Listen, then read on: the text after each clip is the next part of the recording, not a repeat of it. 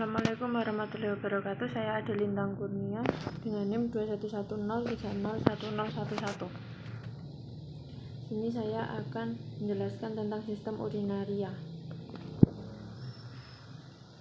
Sistem urinaria adalah sistem untuk tempat terjadinya proses penyaringan darah sehingga darah bebas dari zat-zat yang tidak dipergunakan oleh tubuh dan menyerap zat-zat yang masih dipergunakan oleh tubuh.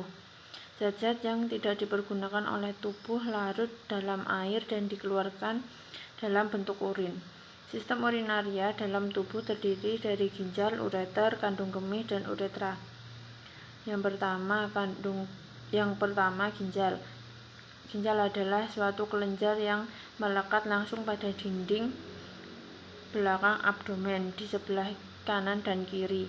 Ginjal kanan lebih tinggi daripada ginjal kiri karena di sebelah kanan ada hati. Bentuknya seperti biji kacang. Fungsinya untuk mempertahankan keseimbangan basa atau pH. Yang kedua, ureter.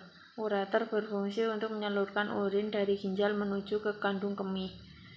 Yang ketiga, kandung kemih. Kandung kemih berada di rongga pelvik. Wanita lebih kecil daripada laki-laki karena di atas kandung kemih ada rahim. Fungsi dari kandung kemih adalah untuk menyimpan urin. Terangsang ingin buang air kecil pada saat kapasitas urin di dalam kandung kemih 200-400 ml, tetapi dari urin sendiri dapat menyimpan 700-800 ml. Yang ketiga, uretra. Uretra akan menyalurkan urin dari kandung kemih menuju keluar tubuh.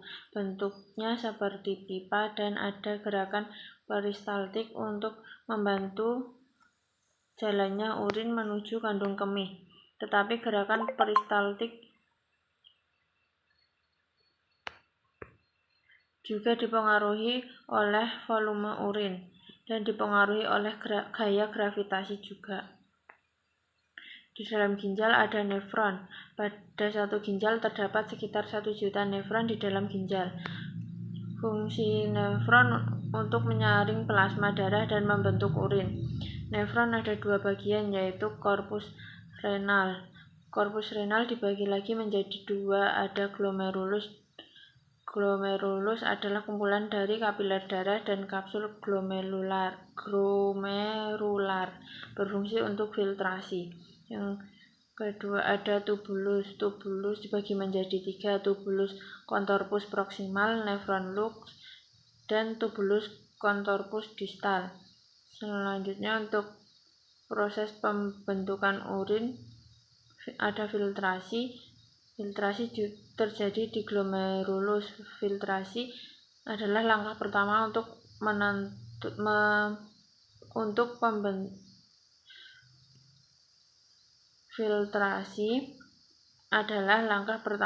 pembentukan dari urin. Yang sudah disaring akan berjalan melewati tubulus contorpus proximal, nefron lux, tubulus contorpus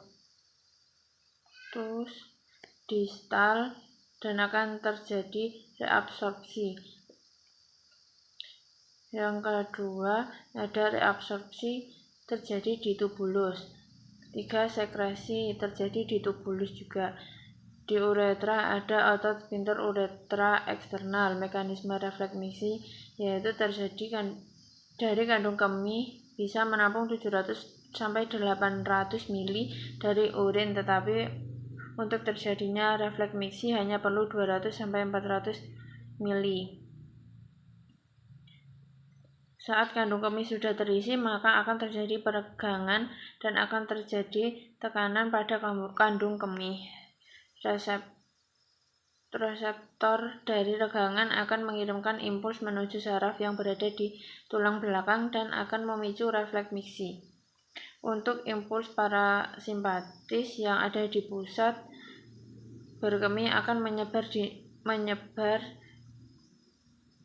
ke dinding dari kandung kemih dan otot sphincter uretra internal. Detrusor untuk menekan agar urin keluar dan sphincter uretra internal akan membuka agar urin bisa menuju uretra. Pada saat bersamaan, pusat perkemihan akan menghambat neuron motorik dari otot sphincter uretra eksternal.